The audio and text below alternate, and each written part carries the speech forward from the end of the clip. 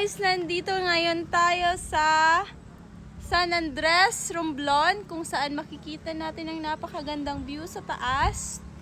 And may swimming pool din sa baba kung gugustuhin natin mag-overnight dyan. And may restaurant din sa baba, kaya hindi na tayo mamumroblema sa ating pagkain and mag-i-enjoy na lang tayo. Gusto kong pakita sa inyo yung view doon, ang ganda-ganda ng swimming pool. Lalo na yung view dito, guys. Look at this.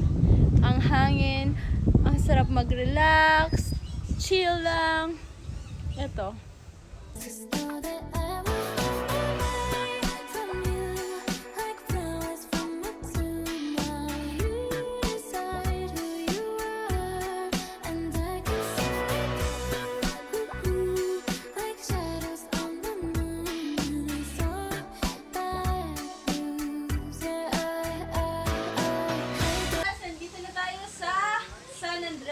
Romblon, kung saan makikita natin ang napakagandang view. Makikita natin din yung beach, yung road, and dito naman banda yung swimming pool. Makikita nyo yan, guys. Swimming pool, may mga village sa baba na pwede natin rentahan. And kaka-open lang pala nito ng May 1 ngayong taon, kaya napakabago pa ng mga gamit nila and